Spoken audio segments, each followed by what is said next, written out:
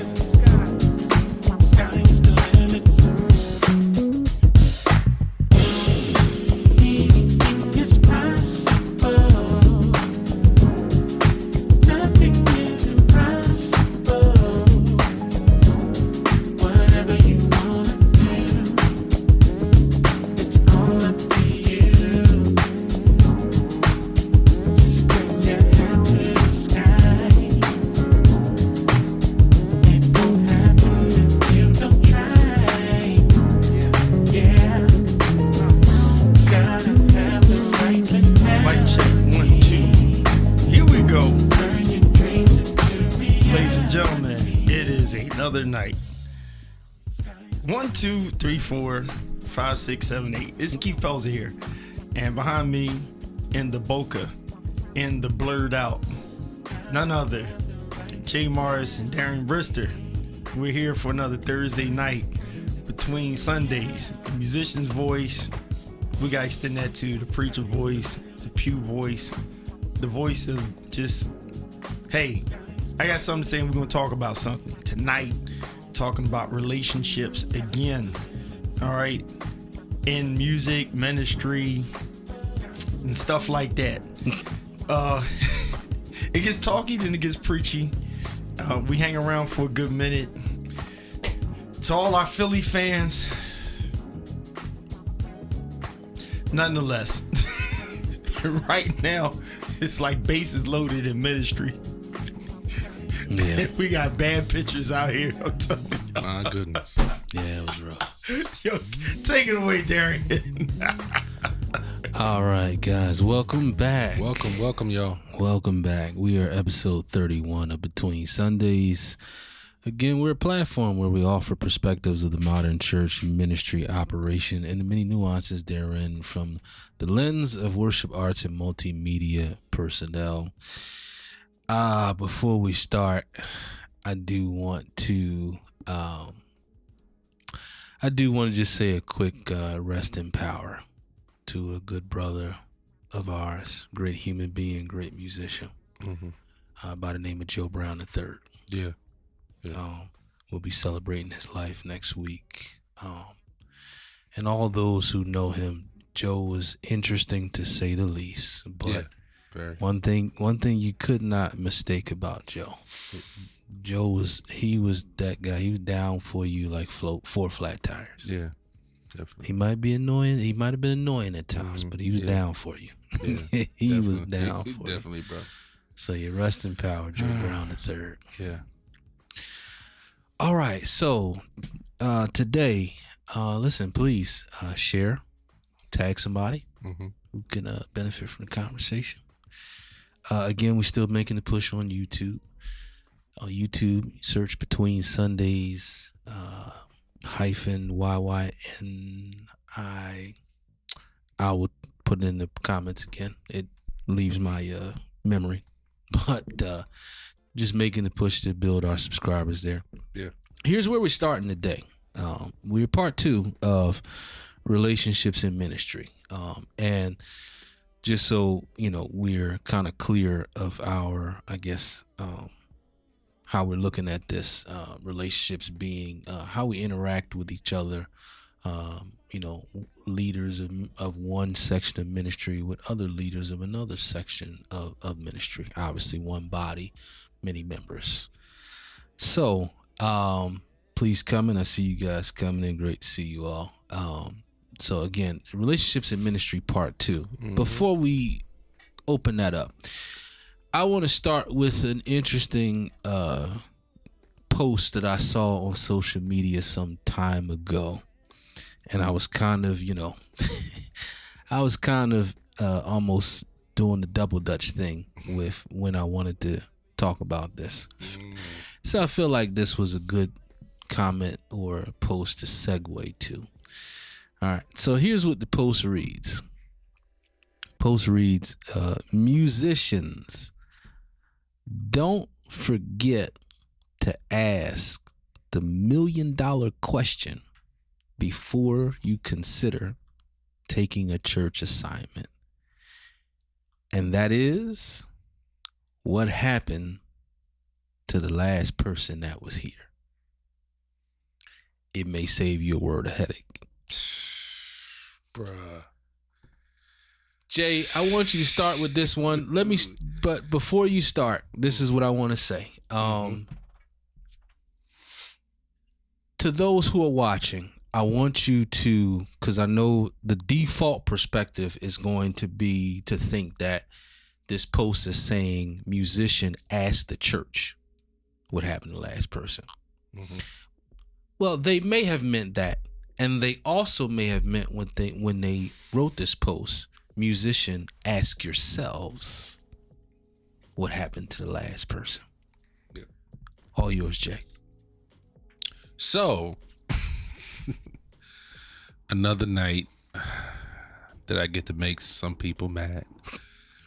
However, that is not the intention. The intention is just to really hopefully just educate, and hopefully let's come together to see if we can work some things out in the musician and the church community.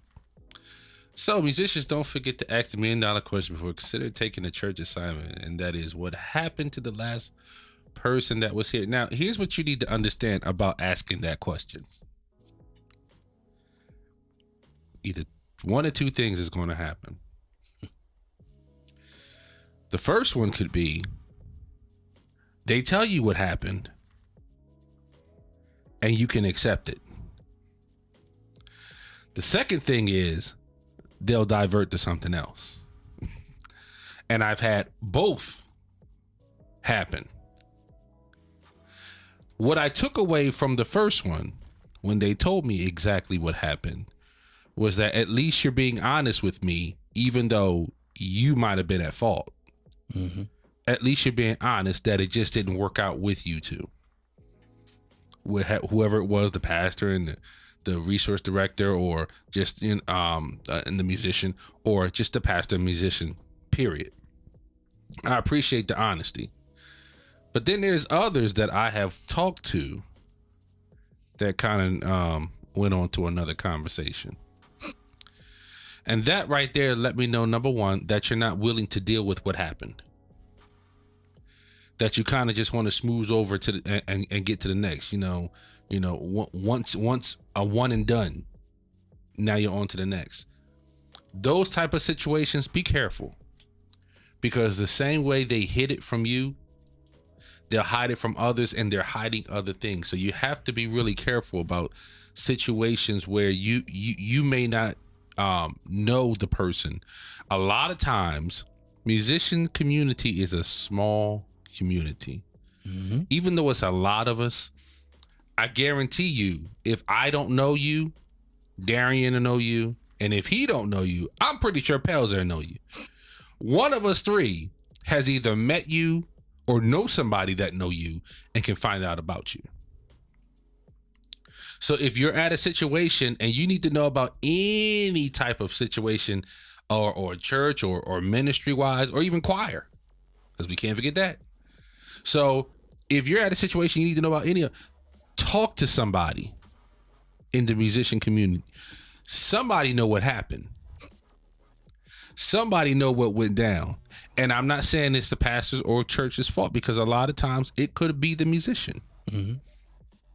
There are many churches that have done wonderful by musicians and have got burnt. So this is not a situation where I'm one-sided. I realize it takes two to dance. Yes, sir. I got it. So understand, ask the question, but be prepared for your answer. Mm-hmm. And accept the answer that they give you, whether it's one you want to hear or not. Because at the end of the day, you're going to have to deal with this. Mm. And if you, I'm going to say it like this, because I don't want to offend. We're not here to bash. If you have a ministry that has had more musicians than they have been an actual church, if you had 7 musicians and you've only been a church for 2 years, that's a red flag. That was one of our first series. Yeah, your red flag. You've only been a church for 2 years. I don't even know how you go through 7 musicians. That let me know right there that something's wrong, because all of those musicians are not wrong. Mm-hmm. That's almost an anomaly for all of them to be bad, wrong, like dead wrong. Yeah. So that let me know something about that particular ministry. But then you have others, ministries, where musicians have stayed there 10, 20, some of them 25, 30 years. Yep. And have just decided to retire, which is where you come in. Yep. Those are the type of churches that you want to keep, because that lets you know most musicians don't stay at ministries that long. Mm-hmm. So if you want to be at a ministry a long time, look at who's there and then look at who's not there. Yeah. Because a lot of times the musicians that's there, they'll tell you the truth. Mm-hmm. I had a church one time, and I'm going to let D have it. I was at a church, and the musicians that were there for almost 25 years. And the first question I asked them, give me the truth. Why did the last person leave? I promise you, I told them.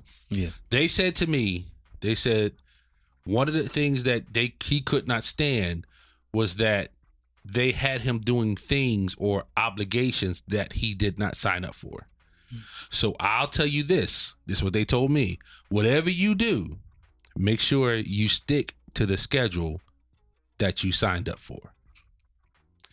Otherwise, if you do more than what you're supposed to be doing, they're going to now expect that.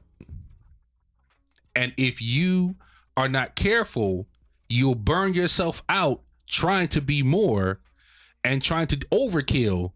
And then when you can't, you're now incompetent. I'm done, D. Go ahead.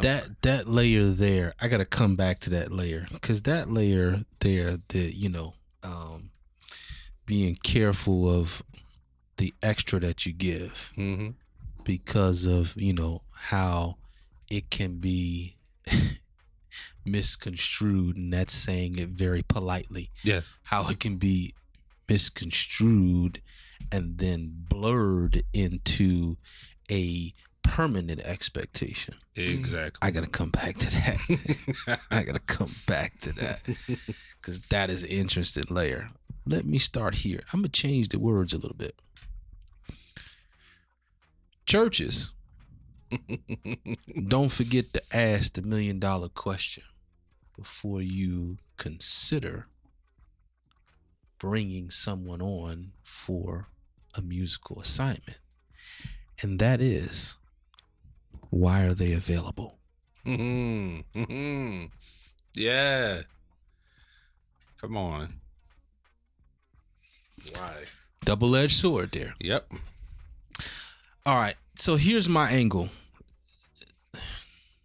From a musician's perspective, for me, at least at this stage in the game, this is not a question I have to ask the church official. Let me repeat that. For me, this is not a question I have to ask the church official, whether that's the pastor, whether that's, someone on the finance board or some type of committee or even executive pastor, minister, whatever that is. That's not a question I have to ask them. And the reason why I don't feel like I have to ask them is, again, at the stage in the game that we are, there's certain conversations I'm not engaging in without already having specific information in advance. Mm-hmm. So I'm really not engaging in the conversation of considering a position if I don't have that information in advance. Mm-hmm. Yeah. And that's true. Going back to your point, Jay, that information normally comes from not just the last person who may have been in that position. That information is coming from maybe the last handful of people that were in that position. Yeah. Or even someone who's already still inside. Yeah. Why? Because we all like to give the best representation of ourselves. We True. all like to present the honeymoon aura. Yeah. Yeah. We particularly when we're looking to fill a need. Mm-hmm. We want to present that best thing. We don't want to present the negatives. Right. We don't want to present the mistakes we have made. We don't. Right. Let's just be honest. We don't. So that's the main reason why, although that's a question I asked myself, and I asked, let's say I asked neutral parties who, don't necessarily have any benefit of whomever the next person appointed is. Right. Right. Exactly. I'm not asking them. I want the information from a neutral party. Yeah. Because that is closer to the whole truth, in my opinion. Yeah. That's closer to the whole truth. Now, I got to go here before we move.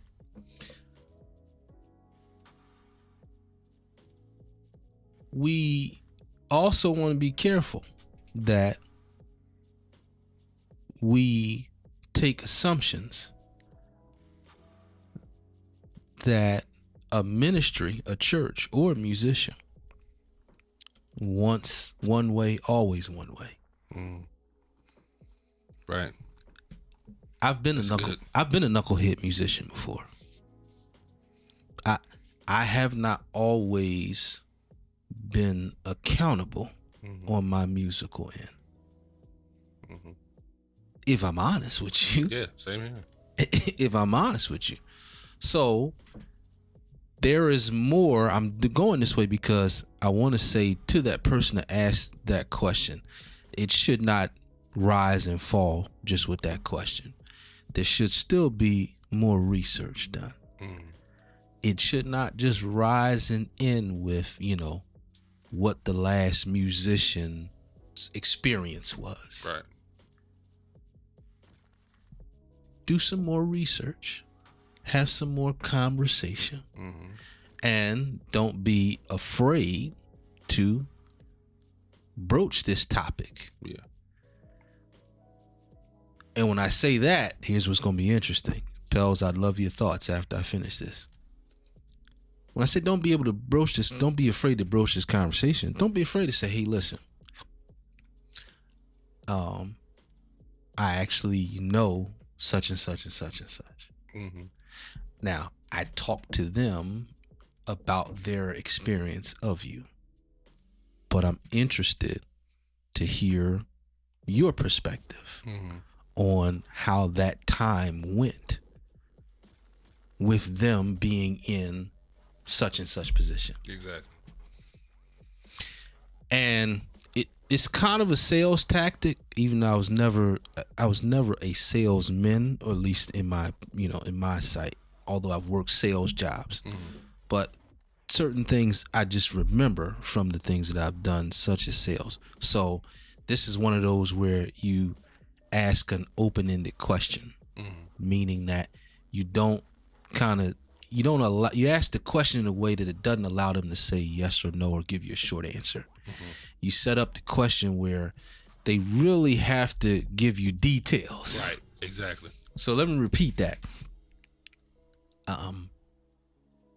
So, Pastor, such and such and I that I know was used to serve you.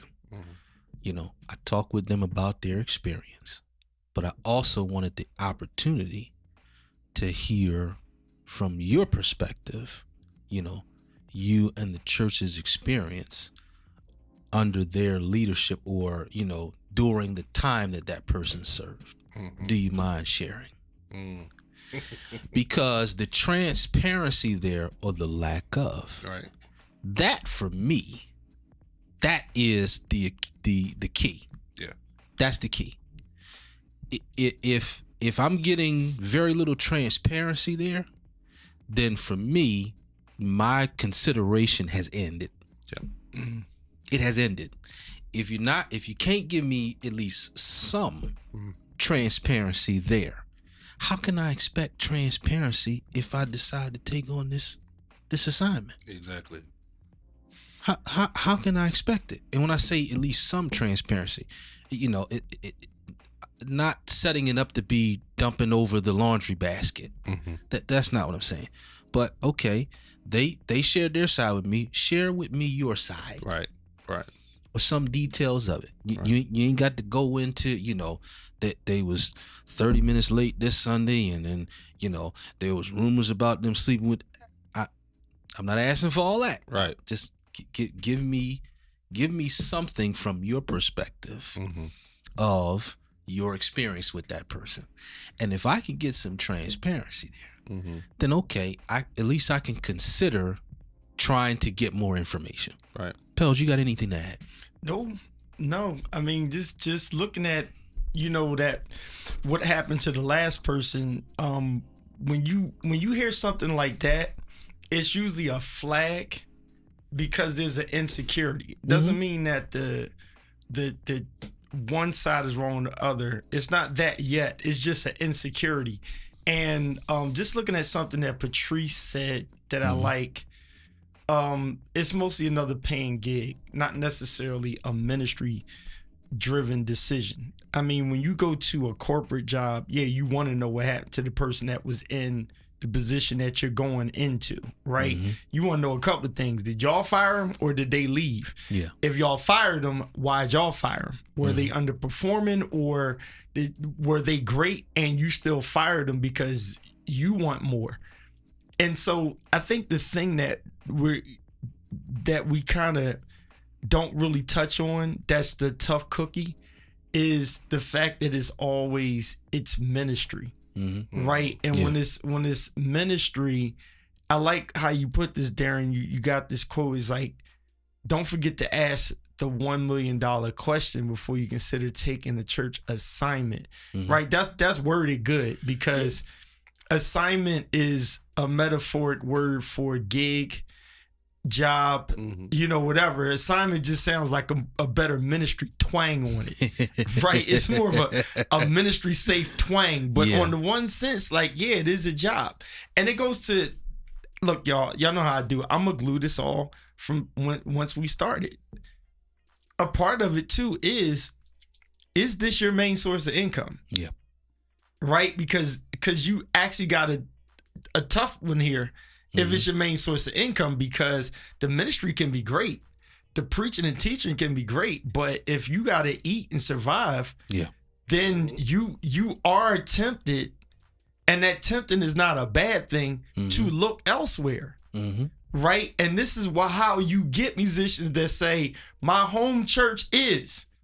I just slid into something else here. What that means is the person that I'm playing for, they don't know what the ham sandwich they talking about.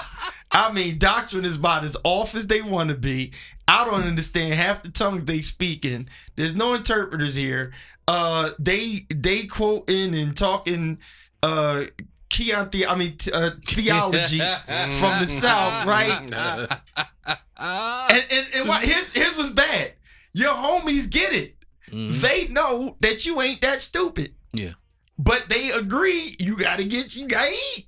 Mhm. And if somebody throwing an $800 bag and more, I'll get it too. Yeah. But the honest thing is, it's like, this is the problem. Mhm. And so a couple of these things, they don't matter unless they're not going to matter until you are set in. Okay, y'all ready for this? I got to go full screen for this. Y'all ready for this? I'm going to help some of us out who just cannot stop following the prosperity gospel. Mm. And you are not cool with God said from the Bible. Yeah. You need a Rhema something downloaded from Google or Chrome or Safari of God said through somebody who ain't studied nothing more than Jesus keep me near the cross. Yeah. You need some prophetic word from God going to snatch it, grab it, flip it, and do something, and you're going to be Jay-Z rich tomorrow. Mm-hmm. Okay? For those people, pay attention real quick. Pay attention. I'm trying to help somebody. The idea that we just keep trying to win, right? Mm-hmm. Those people will tell you God's going to make you the head and not the tail. In what? Let's use a couple of well-known preachers for an example. They have movie contracts. They have businesses. They're number one bookseller, not theology.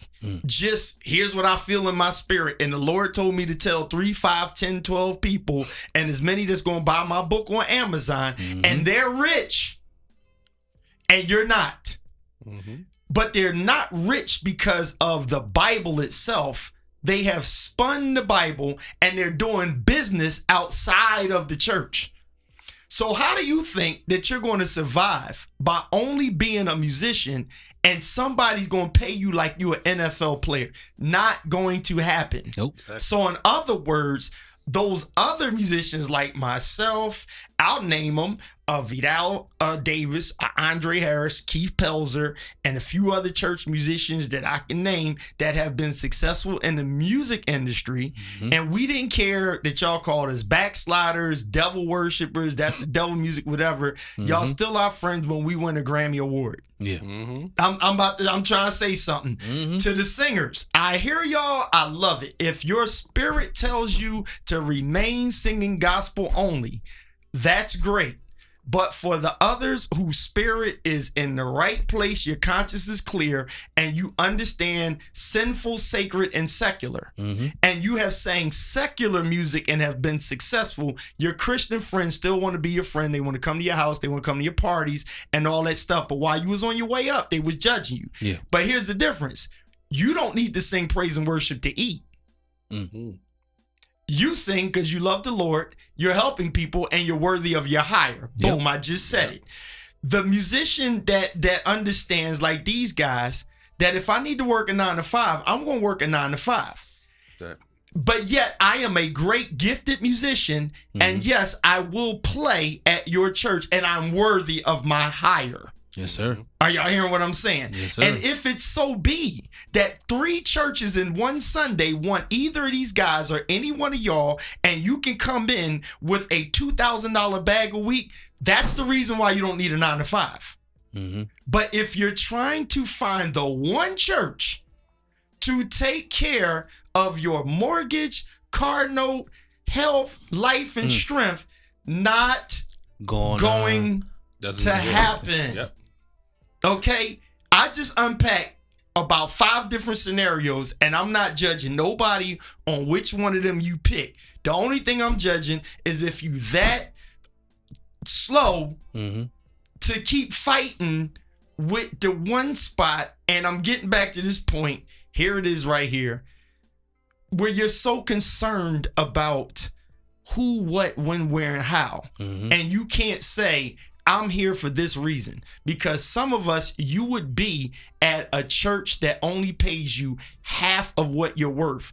And it wouldn't matter because you have a business, you are doing well Yes, sir. in every other area. And at that point, here it is, and I'm off the camera. You are that great that nobody can afford who you actually are. Let that sink in. Nobody can afford who you actually are. Take the check, negotiate your salary, all of that, but never forget nobody can afford who you actually are. That's a word. If I pastor again, no church can afford who I actually am, because I'm worth more than what money says on paper. Yep. Boom. Yeah. I want to say one more thing, and then I want to pose a question to you, Jay, because I want to go back to where I started in terms of, I said, well, I don't have to ask this question to the person I'm sitting across from that's representing the church. And the other reason is that, okay, how did we even get to this conversation? What do I mean? Okay, there had to be some type of referral. Right. Uh-oh. There had to be someone that connected us. It, at least for me, maybe for other musicians it's different, but for me, I rarely remember a time that a church approached me cold. Yeah. And why is that? Because they're only approaching you if they have some type of grasp of what you're capable of. Exactly. And the only way they have a grasp of what you're capable of is if they were told by someone they trust, or maybe they saw you in your element. Right. You know, but it wasn't cold. Right. So now here's my question. I want to ask you this, Jay. I think this is going to be interesting. It just came off the top of my head. Yeah. Here's a scenario, Jay. Scenario is musician friend approaches you, says they are talking, having conversation, interviewing with the church. They're interested in the church. The church requested from them a reference. They came to you for the reference. But the wrinkle is you are hesitant to give reference because of how you know they are in regards to their characteristics. Yeah. My question to you, Jay, is how do you respond to that musician? And I'll answer the same thing. Well, this question is interesting because it has happened. Let me start with this. The way my bro Darian put this question in the box that you guys read about relationships in ministry. Now, most people, let's look at it this way. Let's break it down.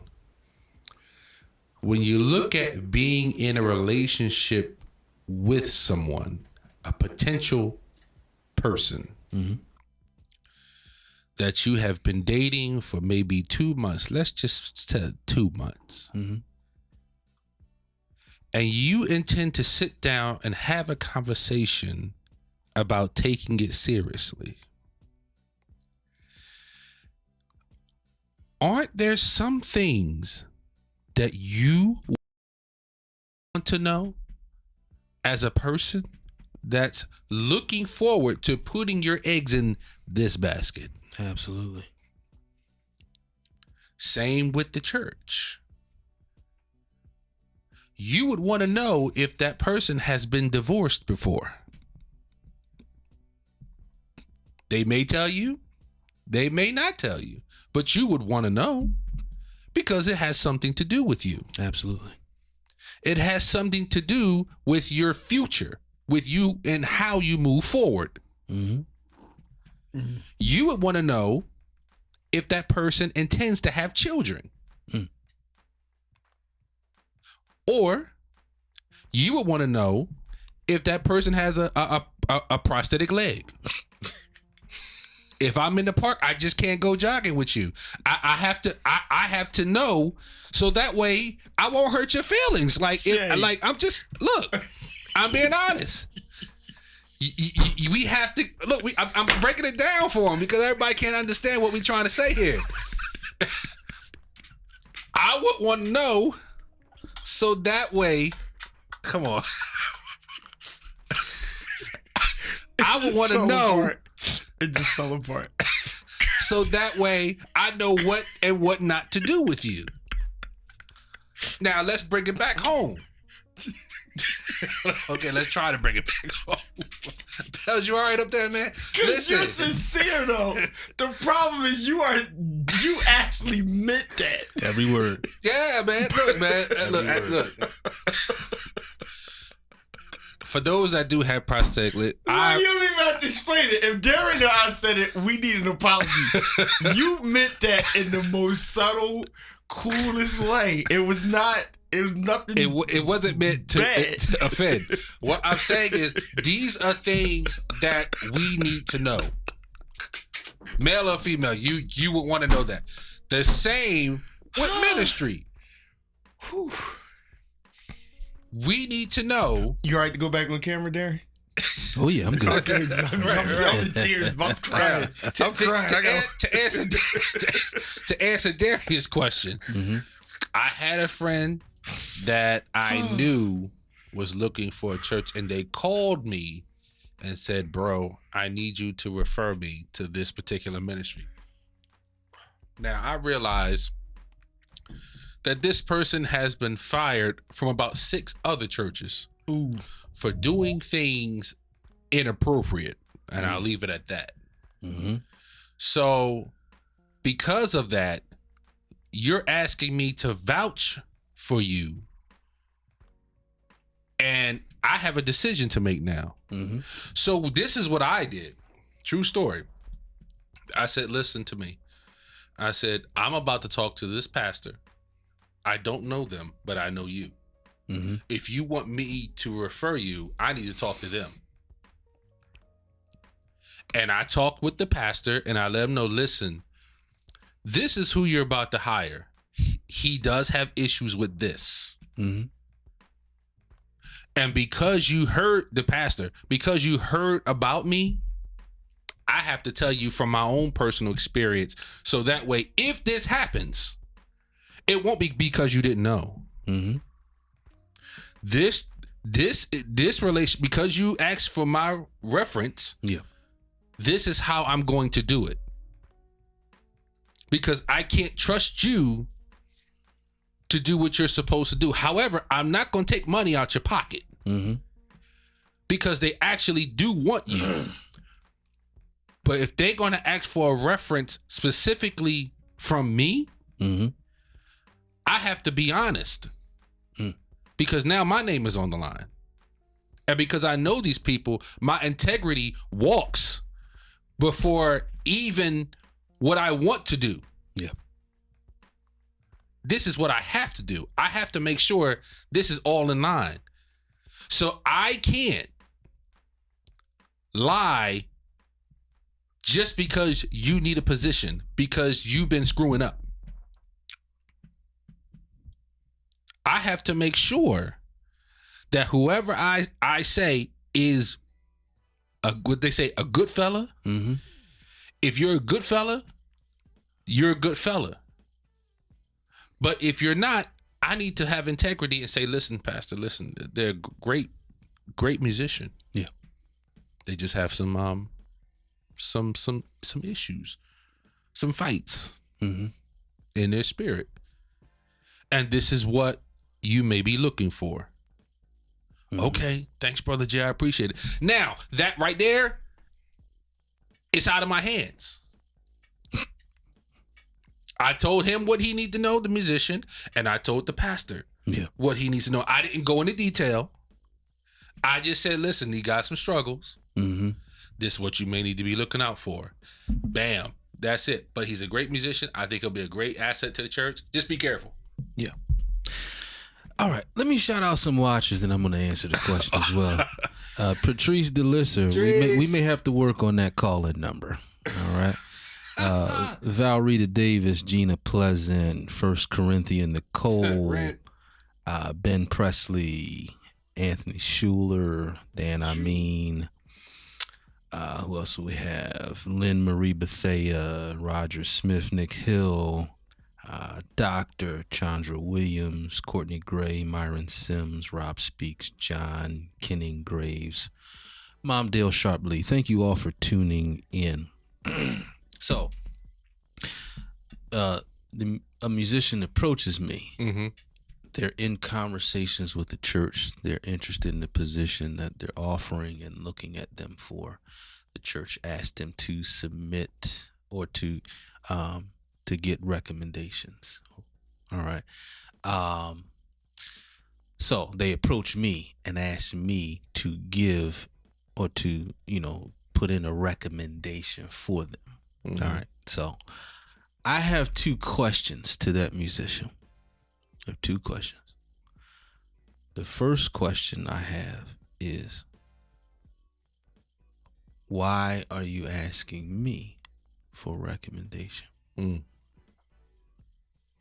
That's the first question. Mm-hmm. All right. Because if you came to me for recommendation, then there's some expectation. Mm-hmm. You have some expectation of me. Yeah. So I want to be clear about what you're expecting from me in this instance. Mm-hmm. I want to be extremely clear. But the second question is the most important question for me. Okay. Who else have you talked to in regards to getting a recommendation? That's a good one. Who else you talk to? Mm-hmm. And if that who else is just mom, it's just brother. Oh, man. Cousin. Wow. Yeah. Exactly. Yeah. Here's the hidden truth. The hidden truth is that really all 3 of us, because of our time, in the, let's call it the church circuit. Yeah. Because of our time and the relationships that we have built. When that musician comes to you and I, it ain't the first that we are hearing. Mm-hmm. Yeah. That they may be taking on an assignment there. Mm-hmm. It's not. Because of the relationships that we've built, that information it circulates. Yeah. And it gets around to us. Does. It does. So when you come to me, this ain't the first I'm hearing. Mm-hmm. I may give you the poker face as if, oh really? I didn't know that. Mm-hmm. I may play it off that way, but no, this is not the first. It really isn't. Mm-hmm. It really isn't. And so let me go back to my first question. The main reason I asked my first question in terms of what's your expectation is because I find it many times that, as we've stated on a lot of previous episodes, that they're only focused on one aspect of this position. They're only focused on the bag. Yeah. They're only focused on the bag. Yeah. Or they've really not did enough research. Even if we can say they're not focused on the bag, they're, in my opinion, they're a little too anxious and probably rushing things a little bit too much. Yeah. That recommendation, obviously your name is on it, but for me, it's also okay, once I put my name on it, even if you don't necessarily do anything, let's say delinquent, even if, you are on your P's and Q's and it don't work out, my name is still attached to it not working out. Yep. And it cannot work out just because it's the wrong fit. just because both you and the church were rushing, Right. because of the need to fill a space. Exactly. That could be the case, which no one necessarily did anything wrong from a delinquent standpoint. Exactly. You know, adding expectations to the job afterwards, punctuation, mismanaging people. None of that could have went wrong. Mm-hmm.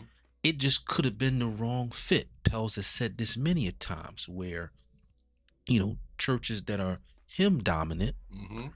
are, trying to hire someone who they didn't come up under him. Yeah. But this is somebody that's available. They good with what we can afford to pay. Yep. So we figure we gonna make it work and trust the Lord. Right, Patrice, like a bad marriage. All right. So sometimes it's not just, even though I asked the question that way, sometimes it's not so much, bad characteristics on the musician, bad characteristics on the church. Sometimes it's, dog, you don't fit there. Yeah, it's just not a good fit. But that's not really well received when you say it to that person. I don't think you're gonna fit there, bro. Yeah. What is it? It's looked at as hate. Yeah. It's looked at as trying to hold somebody back. Trying to be a blocker, something like that. That's how it's looked at. Yeah. When, again, because of our experience, we are just able to perceive what the people involved in the situation can't perceive. Wow. We're able to perceive it because of our experience. And I know that is tough medicine to digest. That's tough medicine to digest. But again, from our standpoint, that's another reason why we would be hesitant to put our name on it and do a recommendation. And again, that has nothing to do with some type of a lack of ability or lack of character. Right. So I wanted to throw that scenario out. I hope that helped somebody. So I hope that helps somebody. Can I pin something real quick? Yes, sir. So I just wanted to clean up something just for a minute. So when I talked about musician, when I talked about the musician and me referencing that person,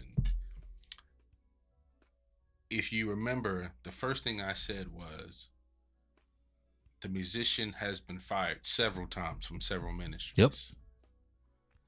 This is not just airing somebody's dirty laundry to somebody else. That's not what I'm talking about. If you've never heard anything and they've always done what they're supposed to do by ministries, that's not what I'm going to do.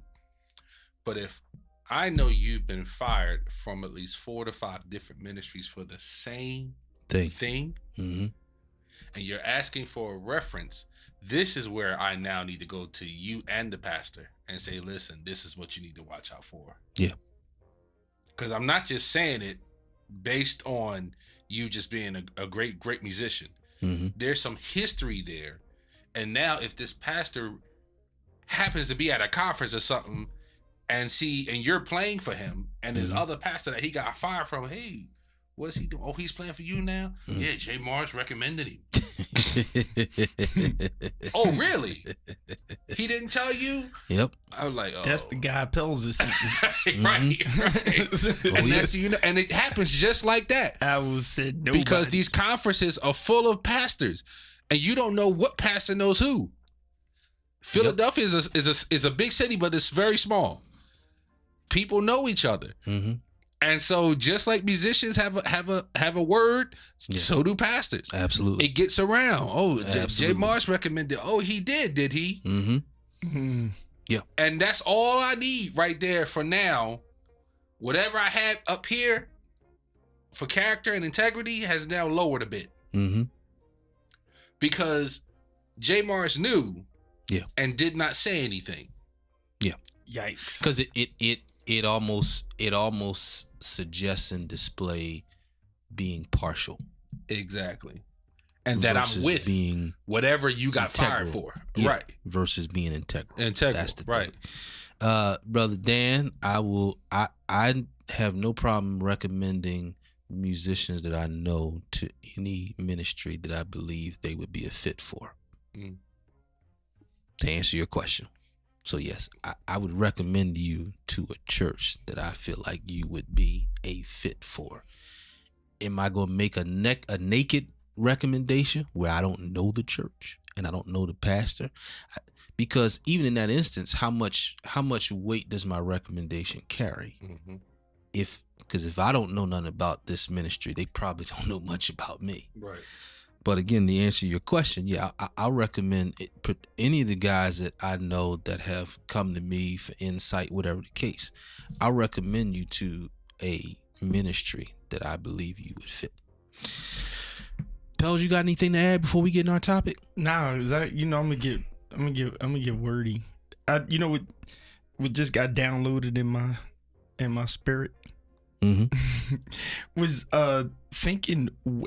What's the question I would throw is, when are musicians feeling like, or anybody in the music department, who out there ever feels like I'm like how a quarterback is to a football team, right? A good quarterback. Like, I'm not the owner of the team. Yeah.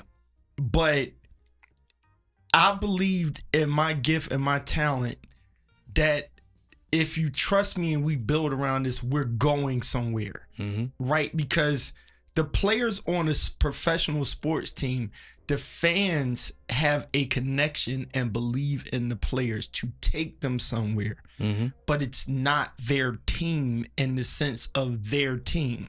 Like, the players aren't the owners. So just metaphorically putting it, there's a ministry, there's a leader, there's a pastor. If you are under the bishops, whatever, you got the bishop, apostle, whatever you want to call them, whatever, how y'all go. Okay, whatever, titles kill me. But you have the under shepherd. Then you have the ministerial staff and all. And then there's the music department. But when does the music department say, I'm coming in with value, with gift and anointing? Like, don't just throw the word out, the anointing, to beef up the check. Because we passed that. The oil, we done exposed the oils. Okay, so the FBI done pulled the oils out, right? The faith believing institution. Stop fooling us with they got the oil. Shut up. What I'm saying is yes, there's a ton of talent out there. What's your leadership skills, and how can leadership trust you? Right? Or yes, sir. What's the faith that they can have in you? Because a lot of times we play this whole, like God just mysteriously sends us somebody and we don't have to do anything. We don't have no discernment, no nothing like that. Or, the musician never has to check or vet the church. Something we kind of left out. John Maxwell style is, okay, after y'all done interviewing me, it's my turn to interview y'all. Right? Let me double check, see if this worked for me. I'm gonna ask questions too. That kind of evens the playing field, and we have a work together thing. Absolutely. Right? So when you're going to a ministry, how do you see you taking that ministry and your capacity? Because you're not overstanding the pastor. You're not trying to be the pastor. Let's say you're coming humbly. What's your position in, I can see where I can add value to this, and this will be that much better for us because me in there adds value. I say that to say this. I preached at a church that I'm just like, this is not my taste of music. I don't see a praise break happening in this place. But you know what?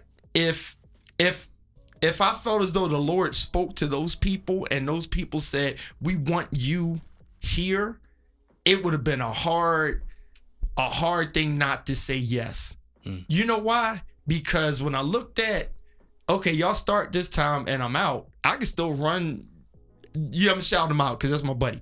I can run the Buster's church and get the music feel. And get my dance on. I can go to Pastor Eric Mason's church and, change gear up and get in and, get me a little, vibe going on and some good teaching. I can go to Pastor Drink's church and jump in the band with Stan and hear Pastor Drink's tune, like I can go a bunch of places by the time I'm done there. But that place that I'm talking about, I'm not going to name it right now. If you know, I could serve there. You know why? Because I love the people. Yeah. Right? So it's not about that perfect place. Because now in this day and age we're not even in church that long unless we make ourselves be in church that long. Yep. And when I look at how could I add value to those people there and how could I serve underneath that pastor, I could be an associate at that church and add value and say, let's be clear, I will jump over in the music department, I'll jump over here. If the pastor's not here, I'll preach. If the singer's not there, I'll sing. And can I please sing, even if y'all got singers, if I'm feeling it? Yeah. Right? So that way we already know. I'm going to help people to their car because I love ministry that much. Yeah. The issue with many of us is we're not invested in anywhere. So that when it goes highs or lows, I'm not here based on seasonal change. Yeah. Right? Yes, sir. I'm here through the all weather. Like this is an all-weather thing and nothing's perfect to me. So here's how I'll add value to this place. Now I can name 3 churches that I love the people and all, but I don't see where I can add value, so I'm not interested. Yeah. So if they say, hey, we need a musician, I'll pay you $500 and all you gotta do is this, I'm gonna be like, dang, that sounds good, but I'm gonna be honest. Nah, I would only be here just to do that. Yep. Y'all see what I'm saying? Yes, so sir. that's all I really have to add to it is about who are you. So it goes back to what I said before. Yeah. You can't even afford who I am. Right? You can afford a certain worth because it is an exchange, but the actual who I am, who God created me to be, there's no price tag on that. Yes, sir. But I'm worthy of my hire. Yes, sir. There we go. Great segue to our topic, relationships in ministry, part 2. And this is the prevailing question that I think we're going to need a lot of time on this one. So this is definitely going to spill over to next week. All right. Sub question. How do those you lead / serve view you? Wow. One more time. How do those you lead / serve, and that's important, that serve part. Yeah. How do those you lead / serve view you? Some time ago when we were discussing some of the different titles and roles that you see in some of the music ministry organizational setups or org charts, we were discussing some of the differences: minister, music director, music director, choir director. All right. One of the things that I said when we were discussing that is that certain positions, particularly a minister of music, or even a band leader, band director, MD, roles such as like that in a music ministry would be a parallel to a management position in the secular. Yeah. And a lot of the musical people, we go after these positions because of the management level pay scale. Right.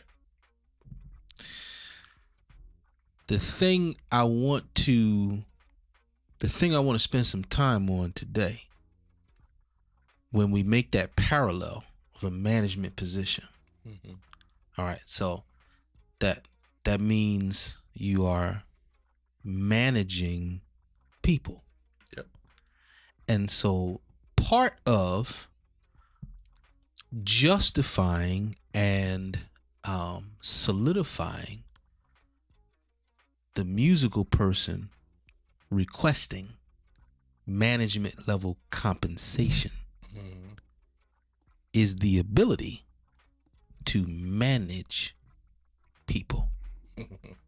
That's good.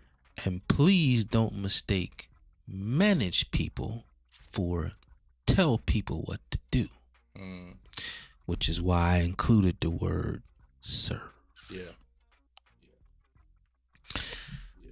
I'm coming to you, Jay, for your thoughts in terms of how do those you lead view you. I do want to say this. I may have said this before. I've seen in some ministries a culture that I think is upside down on its head. And in that culture, what I've seen a lot is that the people serve the leader. And the leaders serve the pastor. Well, in my opinion, that culture is upside down on its head. Yeah. Why do I say that? When I was having a conversation with some people about this topic, and I asked a rhetorical question. The rhetorical question I asked was, which one of the disciples washed Jesus's feet? Maybe rhetorical was the wrong word. Trick question. Right. I said, which one of the disciples washed Jesus's feet? It's a trick question. No. Jesus washed their feet. They didn't wash his feet. Jesus washed their feet. Yeah. And I asked that question to illustrate that serving is top down, not bottom up. And that's where we separate the secular from ministry.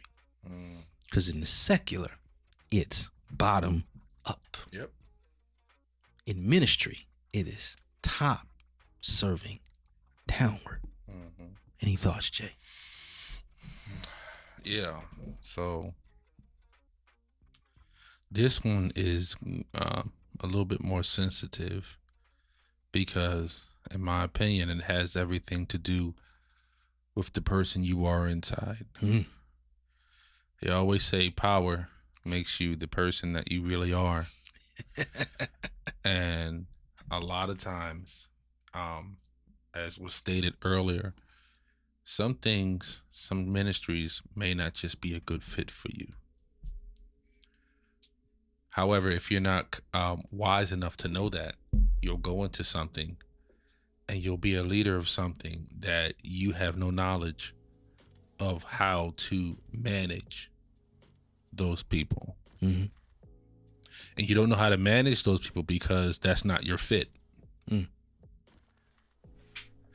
And so because that's not your fit, you're going to try to fit your circle self into the square hole. And it's going to be a mess. And then you're going to leave a lot more broken than when you came in. It's so important to really understand the word lead and then serve. I've always heard the phrase, you can't lead people facing them. You have to turn your back and walk. Which means, number one, people will talk. You have to keep going. Serve, simple. Understand that you don't know everything.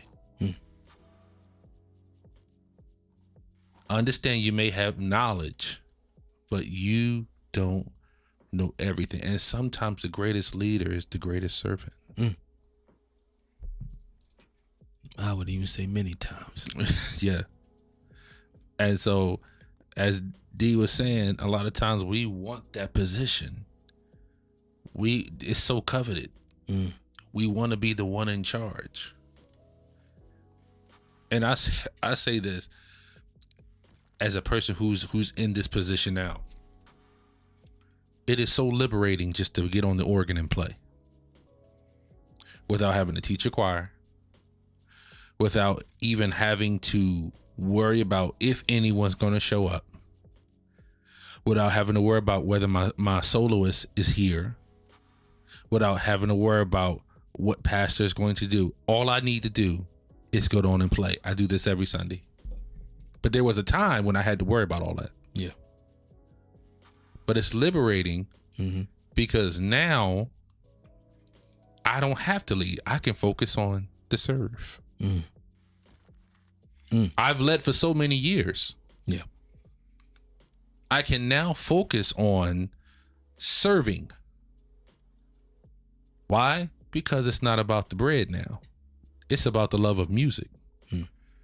Because I love what I do, I can serve a church for no money. Why? Because it's like if I may not give a tithe of money, but I can sure enough give a tithe of what God's given me in talent. Yes, sir. Which is the fruit. I can give that without bread. And I can serve that way. I always tell any musician, if you ever want to be and stay blessed, get one ministry that you play for or somebody that you do something for free. Yep. Give it back to God. Don't charge for everything. Why? Because you can't take none of this with you. When you pass on to the next transition, whatever you have here, your gifts and talents will stay here. Simple. So it's just as simple as that. You can't take it with you. So why try to hoard?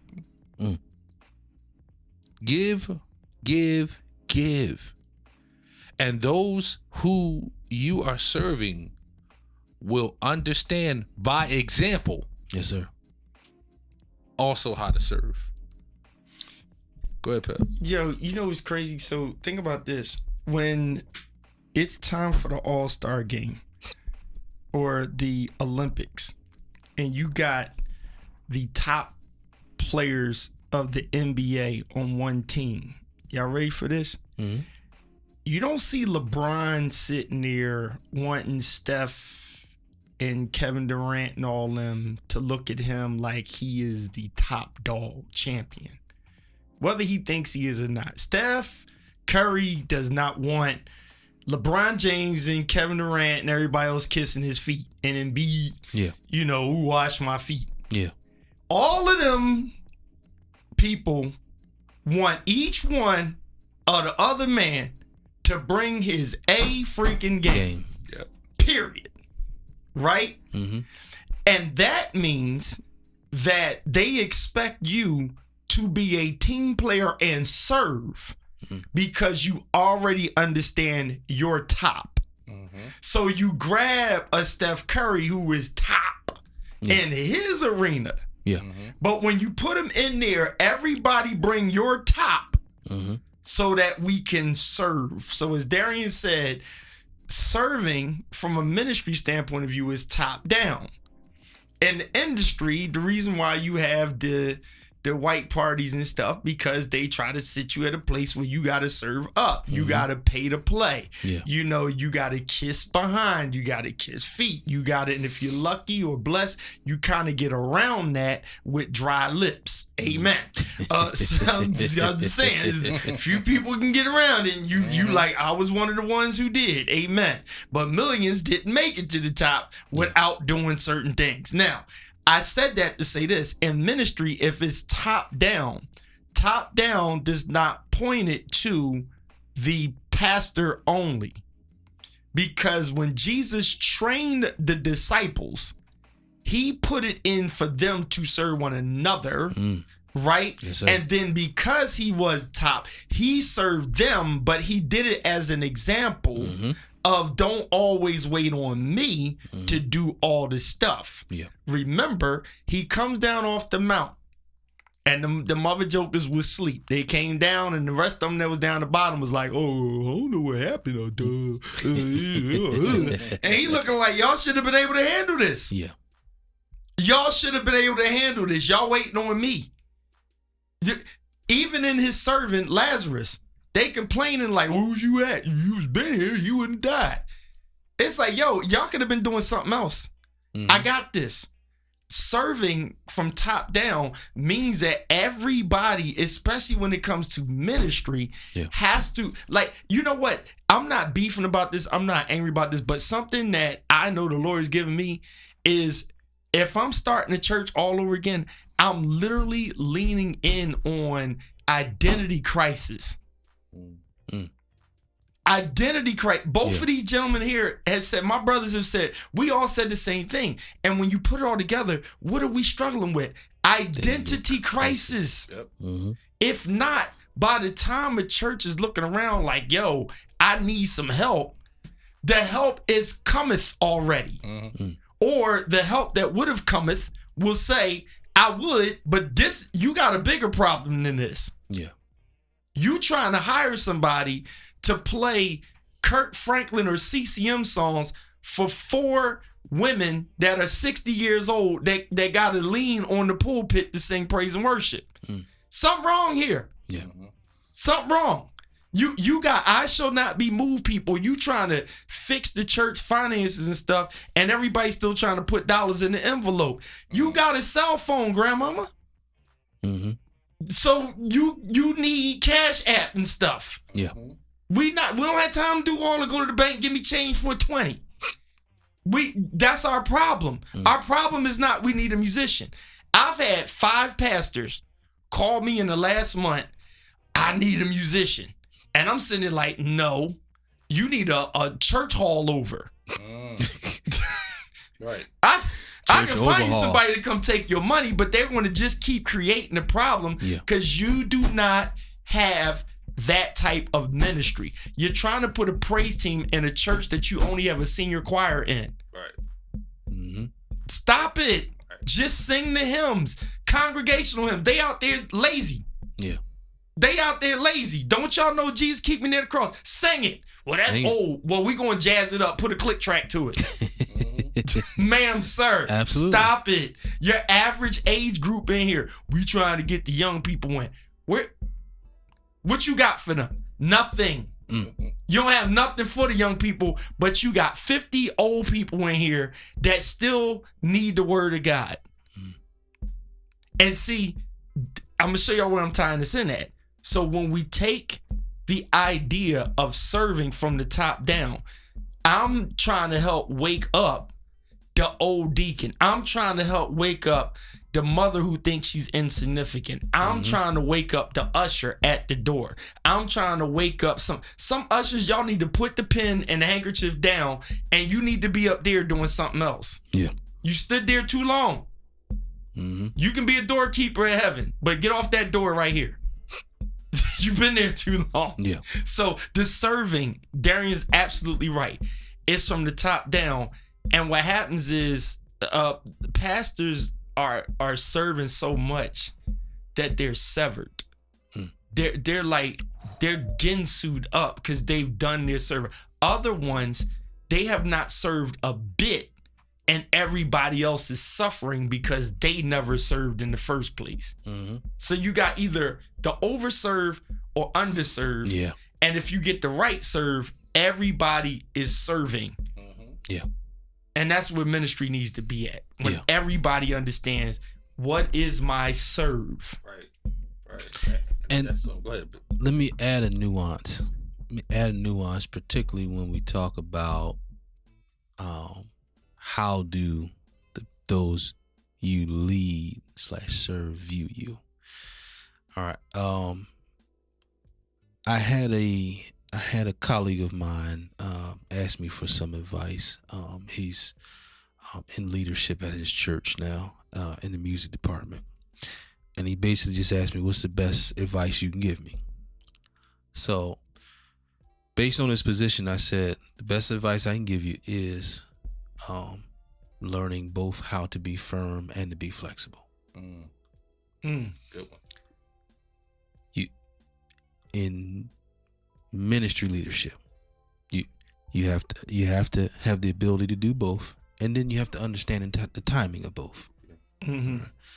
So you need to be firm in regards to not only what you bring your skill set, but what you've been assigned to serve over.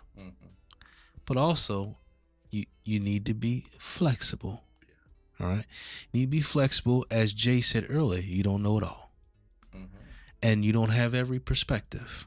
So even though you might be the expert in the area, that does not mean someone else in your area serving under you may not be able to point out something that you may have glossed over. So you have to understand being firm and being flexible. Being firm as in, no, you're not going to walk over me. But being flexible as in, no, I'm not impossible to work with. Right. Understanding both, and then learning to hone your timing. Because again, that is the nature of the people managing business. That is the nature. It's being firm, but also being flexible. Yeah. Now, before I come back to you, Jay, for any thoughts, let me also add this with the firm and flexibility. When I ask this question, how do those you lead / serve view you? Here's an example of what I mean. Those that you lead, serve, are they able to take critique from you? That's a good one. Or do you always have to find the perfect way to say a critique? One more time. Are they able to take critique from you? Or when you critique, do you always have to find the perfect way to say it? I know some people might want to put that all on the other person in terms of, maybe they're just a little too sensitive. Maybe, they're just not someone that accepts criticism very well. Well, sometimes that is the case. But sometimes that's not necessarily the case. Sometimes the case is just that you've always tiptoed with them. So what else should they expect? Right. Right. Good point. That's a tough one to handle there. But again, the firm and flexible. So sometimes, and when I say firm, this is not being nasty. Yeah. And believe me when I tell you, the type of Baptist environment that I grew up with, I know nasty very well. When I see nasty. Oh boy. Particularly church nasty. Church nasty. But that's not what I'm talking about here. That's not what I'm talking about. No, what I'm talking about is, as the leader, it's almost the burden of not tiptoeing when it comes to critique. And listen, you're not always going to get the best response. Yeah. But you can't avoid it. Because if you avoid it, you'll never be able to critique. Jay. Wow. Great words, brother. Great words. So I wanted to kind of put a little note on that. When my brother said that sometimes you could just be the wrong fit. A lot of times we, especially in one accord, when you talk about the right people but the wrong fit, think about it like this. Those that know one accord and have seen one accord, imagine this. You take Chris Brittenham off the bass and put him on the drums. Take Keem off the drums, put him on the bass. Put you on lead guitar. Yeah. Put me on saxophone. And put Austin on flute. Yeah. Now, the only person that's going to probably sound good is probably going to be Austin. Yeah. Because I think That's he plays facts. the flute. And There's not much he doesn't play. Right. Good knows whatever else he plays. Mhm. So he's going to be the only one on key, more likely. Now, same people. Out of Wrong place. post. Yep. Out of place. Yes, sir. Same people. Wrong post. Mm. It's not the instrument. Yeah. What Derek Jackson say? It's never the instrument. It's never the instrument. It's the people playing it. You're on the wrong post. Now, I'll say this. If that same song is played long enough, we'll figure it out. Mm-hmm. We will. We'll figure it out. And we will come together on some kind of way. Yeah. No matter what instrument we're on. Mm-hmm. But how long would it take us to strain through that? Yet, if you put us where we're supposed to be, we got it just like that. I'm glad you brought that up, and I hope I didn't cut your thought. No, you good. I'm glad you brought that up because again, this is really kind of pointing to some nuances when it comes to leadership, and the relationships within ministry. Because, okay, particularly what you brought up about being out of position. Here is an instance where a title or leadership position has value. Mm-hmm. Because Austin, to your point, make sure we are in the right position Mm-hmm. Yep. as the band leader. Yep. He makes sure we're in the right position, and he handles the communications so that we're not only on the right instrument, but we're on the right instrument in the right position for the right song Exactly. at the right parts of At the the song. right parts of the song. Right. So this is where our titles, structure, Yeah. organization Yep. has value, and Austin putting us in position it's not him holding our hand on our instrument. Exactly. It's not even him saying, okay, you got to play this part this way. Mm-hmm. That's really the case. Mm-hmm. It's more of, okay, guys, here's what's needed. Let's all make sure we're in the same conversation. Mm-hmm. Now, point real quick. No, Yes, sir. because I want you to keep going. Mhm. But you notice how, when that happens, neither one of us, or even Ziggy says, well, I know how to play. I know how to do this. Yeah. No, we go into serve mode. Mhm. That's not time for leadership. Yeah. That's not time for us to pull out the chest and be like, nah. That's not that time. Absolutely. Absolutely. We have a certain level of trust in Austin to be able to lead. Mm-hmm. And that trust goes, everything that we have, we're going to put it in your hands that you know what you're doing. Yeah. You don't have to hold our hands. Tell us what we need to do, and we got you. Yeah. Let me push this point further. Okay. So, in many one accord instances and other instances where I've served under Austin, my assignment was playing auxiliary. Mm-hmm. Without the long explanation of what auxiliary is, it's pretty much you're playing keyboards, but you're playing some of the live elements you may not have, such as horns, strings, and those variations that you might not have those live players. Mm-hmm. Now, that is not my number one comfort spot. Right. It's not. And if I had the choice, Mm-hmm. I'm not going to go, or I'm not going to choose aux. Right. And that goes back to being out of position, because a lot of times in churches, remove the instruments, a lot of times in churches, people desire to be in positions Mm-hmm. that don't work. Exactly. They desire to be in an area that don't work. I gotta say it. They desire to sing.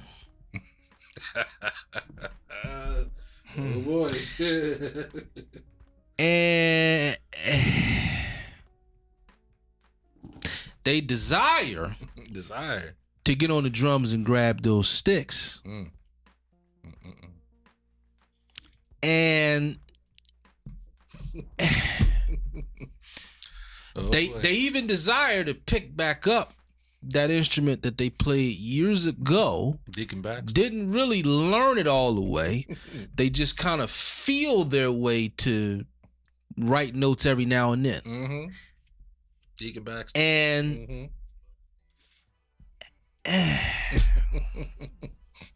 it don't work. You out of position. You out of position. And I believe that's one of the main reasons why I brought up that, can you critique the people that you lead and they receive it? Yeah. Can you tell them, okay, listen, I understand you may believe you have a passion for this area, but what you're displaying, it's not working with the collective. Yeah. So I can't leave you in this area. That's one of the burdens of being in leadership. That's one of the burdens of that management level pay. Right. You got to get in some uncomfortable encounters. Oh, right. Right. Pels, anything on your mind? No.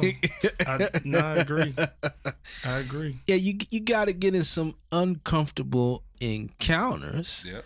And you listen. Well, we gonna be all right with the help of the Lord. Well, you're right. We are gonna be all right with the help of the Lord. You still gotta have these conversations. I'm just gonna pray about it. Okay. Yeah, I'm not telling you not to pray about it. You still gotta have these conversations. Yeah. The prayer does not eliminate that conversation.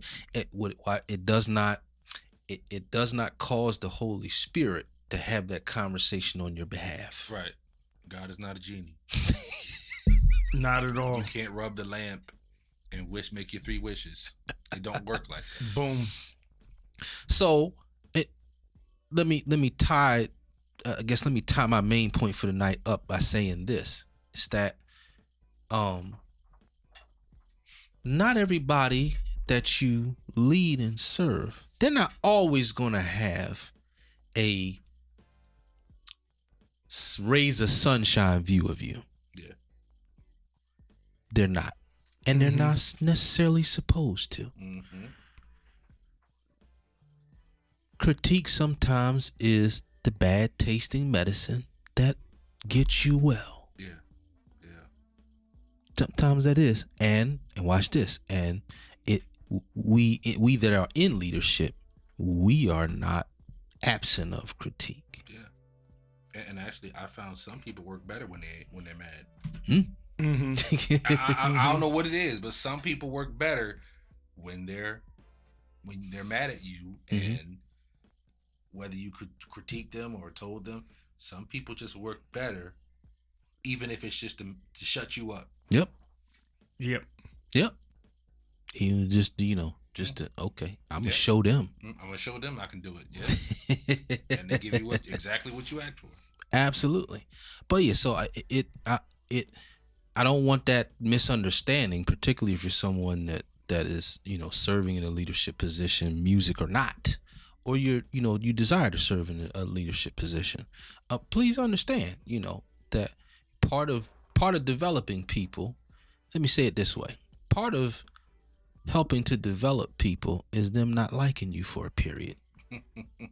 Right. True. That's part of the journey. That is part of the journey. Yep. The thing I would say to try and keep in perspective, particularly when we talk about integrity, is just make sure your motives are always in the right place. When you have to have those tough encounters, when you have to make critique, just make sure your motives are in the right place. Just make sure your motives are always building up and not tearing down. Mm-hmm. And again, that listen, some conversations they're gonna walk away and they might cuss you. Mm-hmm. Yep, it's happened. And then after a while, they'll come back and you know what? I didn't like it at that time. I get why it happened. I get why it was necessary.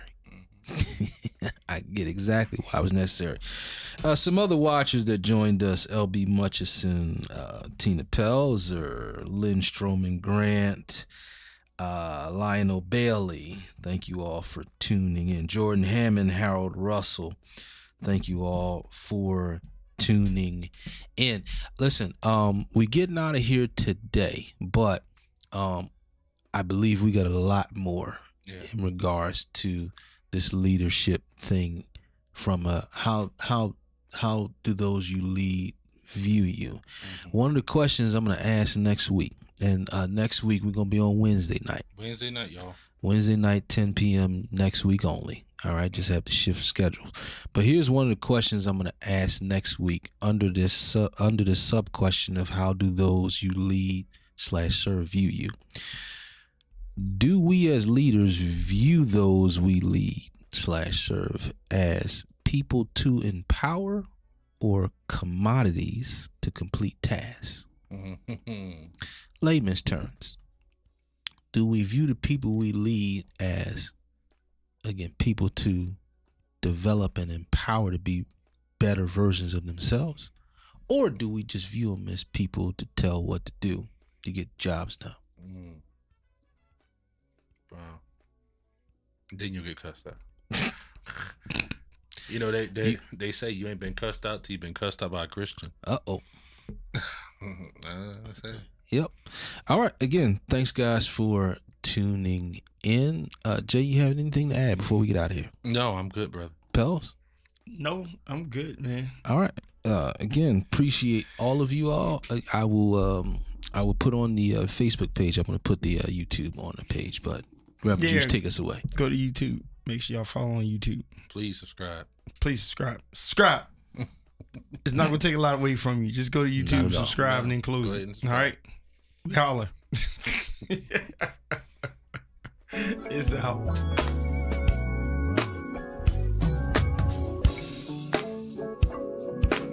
So I gotta send you this song.